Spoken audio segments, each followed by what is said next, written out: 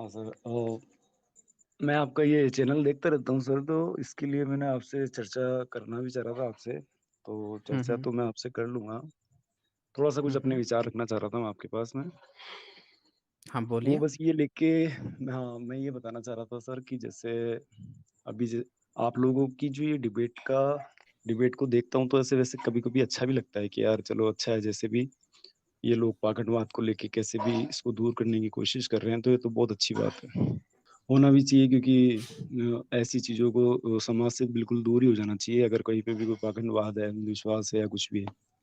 अब दूसरी बात आती है सर आप लोगों के बौद्ध धर्म को लेके बौद्ध के मार्ग को लेके, तो यहाँ पे मेरे दिमाग में कभी-कभी कन्फ्यूज़न आ जाता है कि आप लोग पाखंडवाद दूर कर रहे हैं तो अच्छी बात है। पर वास्तव में बौद्ध का मार्ग, या तो मैं जानता नहीं हूँ कि बौद्ध का मार्ग क्या है और वास्तव में जानता भी नहीं हूँ, मेरी इसमें नॉलेज कम है। लेकिन आप लोग वास्तव में बौद्ध के मार्ग को ही आगे बढ़ाने का काम कर रहे हैं, या फिर केवल एक ईर्ष्यावादी जो जैसे केवल एक ब्राह्मणवादी, ईर्ष्यावादी जो चैनल चल रहा है, इसको लेके थोड़ा-सा एक मन में कन्फ्यूज़न रहता है कि यार ये केवल ब्राह्मणों की बुराई कर रहे हैं वहाँ तक तो ठीक है, लेकिन इसके बाद में भी आगे क्या? आगे अगर वास्तव में आपके चैनल से केवल ईर्ष्या ही मिलती है तो कोई इसका मतलब नहीं रहेगा। अगर वास्तव में कुछ बोध का मार्ग भी अगर आप लोग बताएँ, क्योंकि देखो सर आज का टाइम जो है ना, कोई विशेष मूर्ख ही होगा जो बौद्ध के मार्ग को अपनाना नहीं चाहेगा।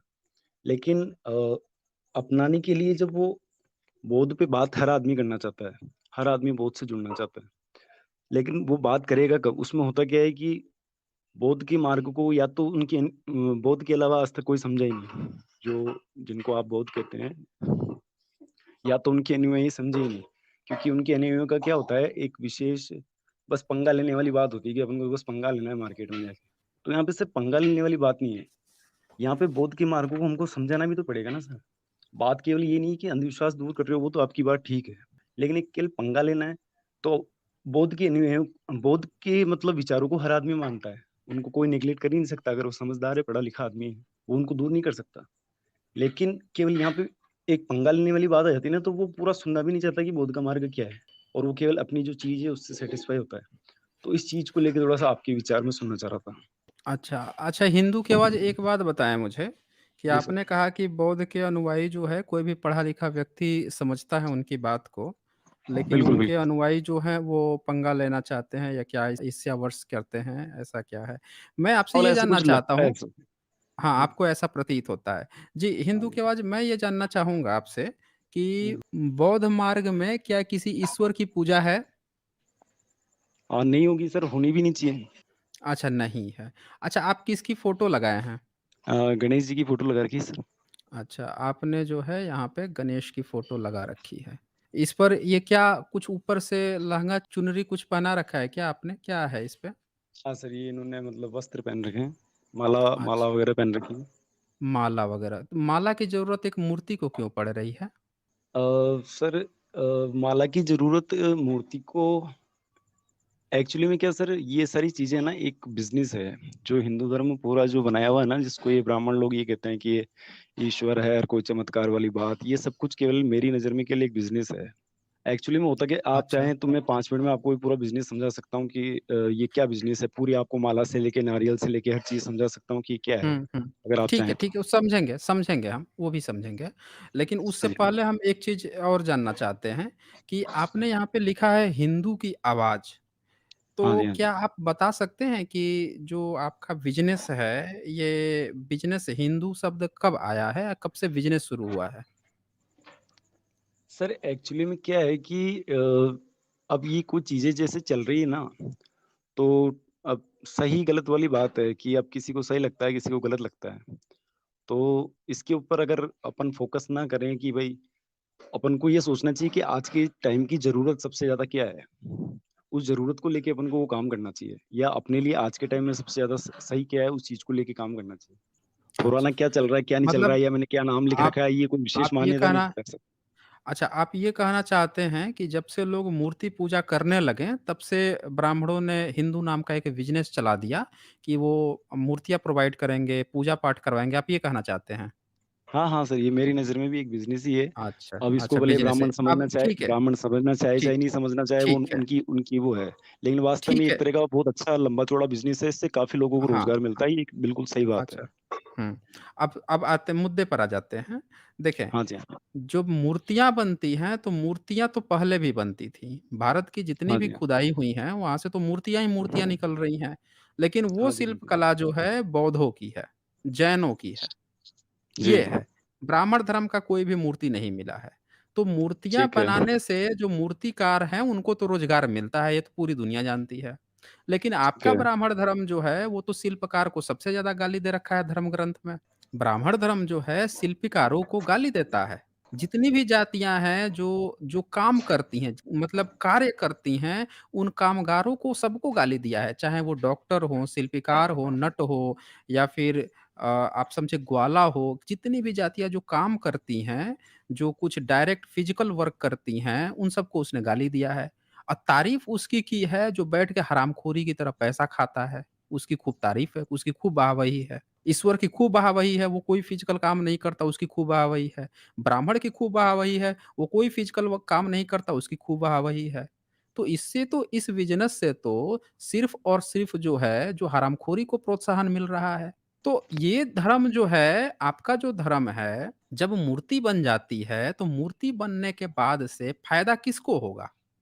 पहले भी मूर्तियाँ बनती थी, तो शिल्पकार को फ़ायदा होता था, क्योंकि शिल्पकार जो है मूर्ति बनाता था।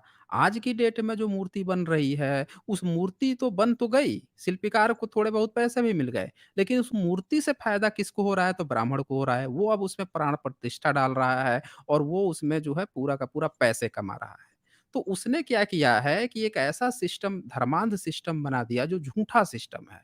देखें, बिज़नेस करना अच्छी बात है, लेकिन झूठ का बिज़नेस वो नहीं फलता है। जैसे मान लेते हैं कोई स्मगलिंग कर रहा है, कोई जो है जो नशे का व्यापार कर रहा है, ये अच्छी चीज़ थोड़े है। कोई जो है आतंकवादी बन रहा है, वो भी बिज़नेस ही कर रहा है, आतंकवादी भी बिज़नेस ही कर रहे हैं सब। आतंकवाद का बिज़नेस कर रहे हैं, वो अच्छी चीज़ थोड़े ही है। आप बिज़नेस अगर कर रहे हैं, तो किसी ऐसी चीज़ का कीजिए जिससे साइंटिफिक टेम्परामेंट को इंक्रीमेंट हो, जिससे लोगों में कुछ अच्छी चीज़ें मिले। इस बिज़नेस से सिर्फ़ और सिर्फ़ ब्राह्मण धर्म को फ़ायदा हो रहा है और बाकी दुनिया जो है फ़ाल्स होप में मर रही है।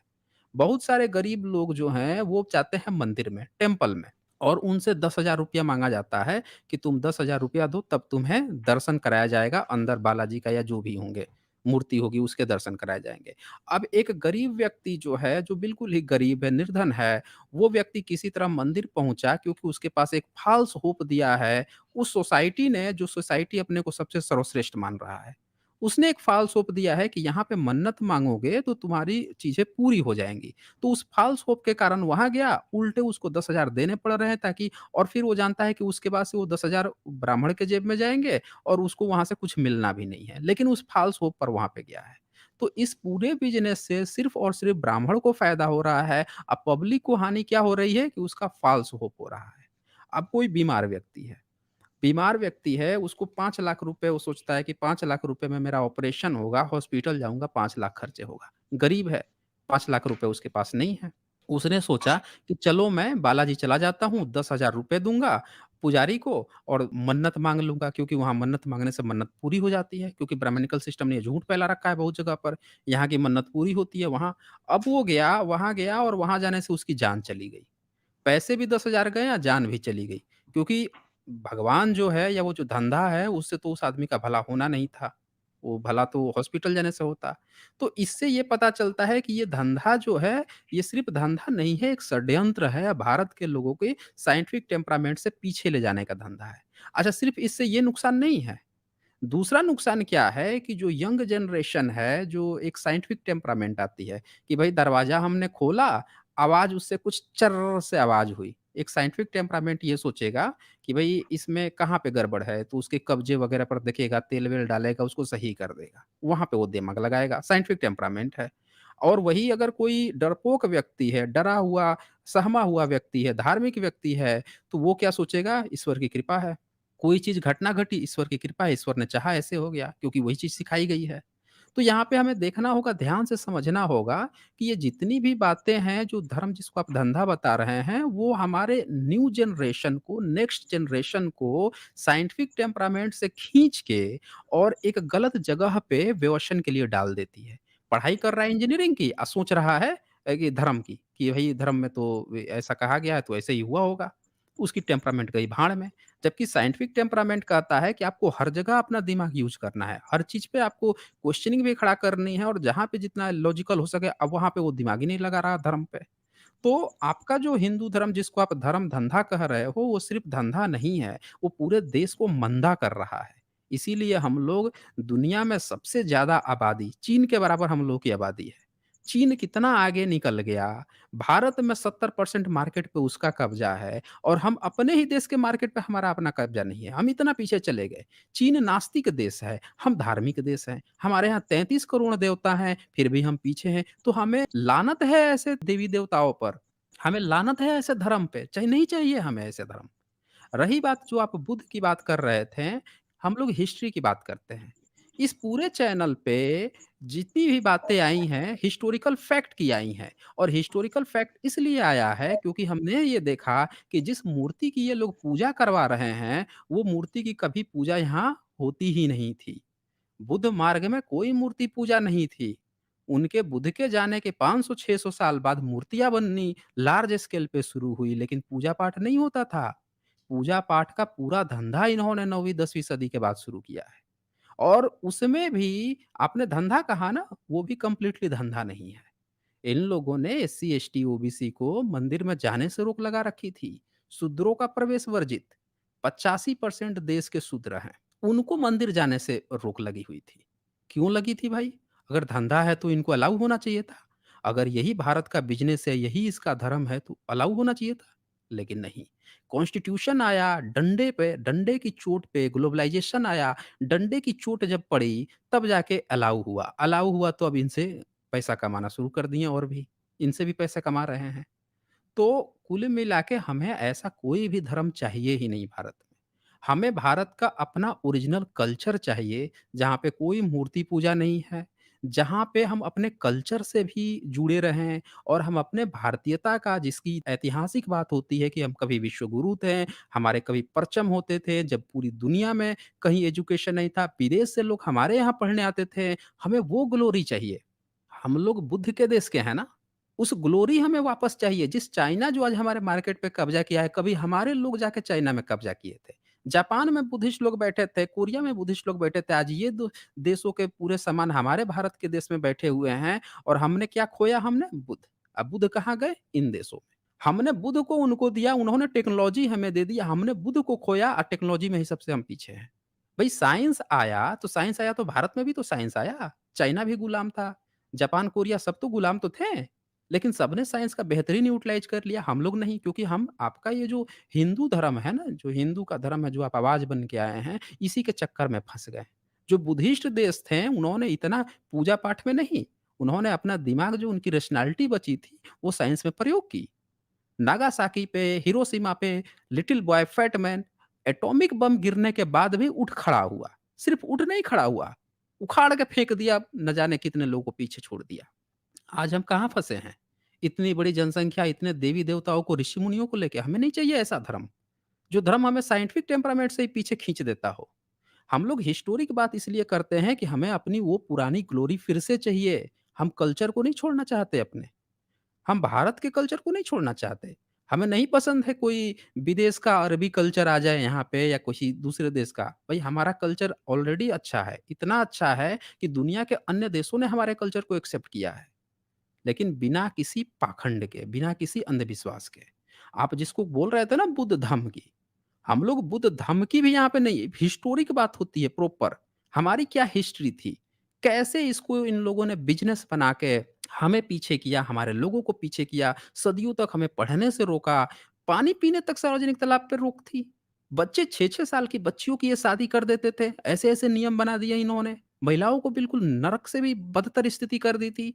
नरक तो ख़ैर शब्द ही वैसा है, धार्मिक शब्द की तरह लगता है ये, कि कोई दैविक बात हो रही होगी। इतनी बुरी हालत खड़ी कर दी थी। हमें नहीं चाहिए ना ऐसा धर्म, बिल्कुल कतई नहीं चाहिए। हमें बिल्कुल सही चाहिए। तो आपकी जो शंका है ना कि ये द्वेष नहीं है ये। दरअसल ये एक वो साइंटिफिक टेम्परामेंट है, जो कभी 15वीं-16वीं सदी में जो यूरोप में आया था। जब जियोर्दानो ब्रूनो ने उठ खड़ा हुआ, बाइबल के खिलाफ उठ खड़ा हुआ, जिंदा जला दिया गया उसको। कोपरनिकस उठ खड़ा हुआ। कोपरनिकस पूरी ज़िंदगी हिम्मत नहीं जुटा पाया, लेकिन बुढ़ापे में हिम्मत जुटाया कि भैया किताब मेरी छाप दो। उसी किताब को जियोर्दानो ब्रूनो पढ़ा, गया था पादरी बनने के लिए। लेकिन जब देखा कि भई कोपरनिकस की सारी किताबें जला दी गई, लेकिन पोप क्या करते थे, उसमें से 1-2 किताब लाइब्रेरी में सुरक्षित रख लेते थे, कि भविष्य में हम दिखाएँगे लोगों को कि देखो ये किताब वो लिखा था और उसको सजा दी गई थी। वही किताब गलती से लाइब्रेरी में एक दिन जियोर्दानो ब्रूनो पढ़ लिया। गया था पादरी बनने के लिए चर्च में, देखा वो कोपरनिकस की किताब पढ़ा, दिमाग खुल गया। अरे यार! ये तो बाइबल में झूठ लिखा है। तो उसने उस धर्म को हटा दिया, उसमें नहीं फँसा, बोल दिया ये झूठा धर्म है।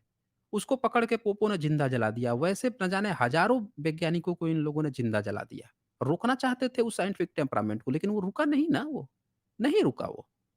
आज देखिए ईसाई देश ने जब इसकी कीमत चुकाई है तो वो कितने आगे निकल गए। सारे ईसाई देश जो हैं महिलाओं को अधिकार दे दिए, वहाँ भी महिलाओं को अधिकार नहीं था। लेकिन साइंस जो है, साइंटिफिक टेम्परामेंट जो है, अगर वो भी समझौता कर लेते वहाँ के वैज्ञानिक कि नहीं भाई ईसाइयत को भी मान लो, पाखंड भी यहाँ का मान लो, पोपों का भी पाखंड नहीं भाई, जान देनी पड़ी, उन्होंने जान दी है, कीमत चुकाई है, तब जाके पूरा। और ये मुस्लिम और जो ब्राह्मणिकल सिस्टम, इनको तो बैठे-बैठाए मिल गया ना साइंस, तब तो ये धर्म का धंधा बना के खेल रहे हैं।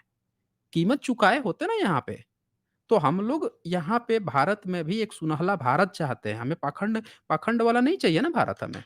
हमें ये ब्राह्मणिकल सिस्टम वाला नहीं चाहिए। और सबसे पहली बात कि अगर आप वास्तव में हिंदू की आवाज़, अगर आप लोग देसी हो, इस देश के वासी हो, अगर इस कल्चर से जुड़ा चाहना चाहते हो, तो ये हिंदू शब्द उखाड़ के फेंक दीजिए। नहीं चाहिए हमें आपका हिंदू शब्द। जिस हिंदू शब्द को भारत में 150-200 साल पहले कोई जानता तक नहीं था, उसकी आप आवाज़ बने घूम रहे हैं और वो धर्म हमें पकड़ा रहे हैं। हमें अपना भारत का ही कल्चर चाहिए, नहीं चाहिए हमें कोई विदेशी कल्चर। अब विदेशी नाम, ये हिंदू-विंदू नहीं चाहिए। आपके किसी धार्मिक ग्रंथ में इस शब्द का नाम नहीं है और आजकल आप लोग बताते चले हो कि हम लोग आपसे द्वेष पाल रहे हैं। नहीं द्वेष पाल रहे हैं भाई साहब। ये आप लोगों को बोलना चाहिए। जब दिवाली आती है, जब होली आती है, आप लोग द्वेष करते हो चीन से। चीन का ही आप लोग झलरी लगाते हो, चीन का ही गुलाल लगाते हो, चीन का ही आप लोग मोबाइल चलाते हो और उसी मोबाइल पर चीन का ही व्हाट्सएप, उसी एक चाइनीज़ ने ही व्हाट्सएप बनाया था। और उसपे आप लोग मैसेज करते हो, व्हाट्सएप खेलते हो कि चीन का सामान बैन करो, चीन का सामान बैन करो, उसी के मोबाइल से। तो हमें नहीं चाहिए, आप लोग द्वेष पालते हो दूसरों से, विदेशियों से, अगर क्योंकि वो विदेशी है। यहाँ पे अगर हिंदू आप लिखते हो तो आप भी हमारे लिए विदेशी हो, क्योंकि ये हमारा कल्चर ही नहीं है। हमारे यहाँ कहीं भी हिंदू शब्द नहीं पाया गया है। तो अगर आप भारतीय कल्चर के साथ हैं, तब तो इट्स ओके, हमें फिर स्वीकार है। लेकिन अगर आप लोग चाहते हो कि कोई विदेशी शब्द का, कोई विदेशी चीज़ हम लोगों पर थोप दो कहो कि आप लोग द्वेष पालते हैं, तो हम लोग द्वेष नहीं पालते। हम लोग इतिहास खोलेंगे, सबके सामने प्रदर्शित होगा। हर भारत का बालक जानेगा ना अपना इतिहास। सबको अधिकार है अपना इतिहास जानने का।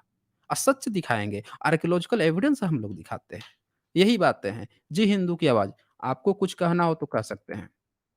बोलें। चलें, मुझे लगता है अब ये सो गए हैं, तो चलें फिर। अच्छा, एनआर मेघवाल जो हैं वो लिख रहे हैं, हिंदू की आवाज़ के अनुसार हिंदू मूर्तियाँ बिज़नेस है, फिर भी जायज़ है, पर ऐतिहासिक तथ्यों के लिए बुद्धिज़्म की बात ना करो, इससे हिंदू धंधे की हानि होती है। नहीं, वो दरअसल वो ब्राह्मण था वो। वो जो हिंदू आवाज़ बन के आया था, उसको मैंने अभी देखा इसमें प्राइवेट चैट में बहुत मतलब माँ-बहन की गाली दे रहा है ये। ये नास्तिकों को माँ-बहन की गाली दे रहा है। और वो यहाँ पे आके बता रहा था ना कि आप लोग ईर्ष्या फैलाते हैं। दरअसल वो ब्राह्मण था और वो खुद ही ईर्ष्या फैला रहा था। दरअसल ये ट्रोल होते हैं। ये ट्रोल आके यहाँ पे सामने आके ऐसे दिखाएँगे कि ये बड़ा अच्छा-सा कुछ है और जैसे ही इनके आप पढ़ोगे ना, कमेंट पढ़ोगे, यहाँ पे आप प्राइवेट चैट में अगर आप लोग देख रहे होते या जो लोग भी देखे होंगे, वो देखे होंगे हिंदू की आवाज़ नाम से जितनी भी कितनी गंदी-गंदी गालियाँ यहाँ पे दिए जा रहा था। तो इनके ये चेहरे हैं, ब्राह्मण का दरअसल यही चेहरा है। ब्राह्मण जो है इसका यही चेहरा है, ये हिंदू की आवाज़।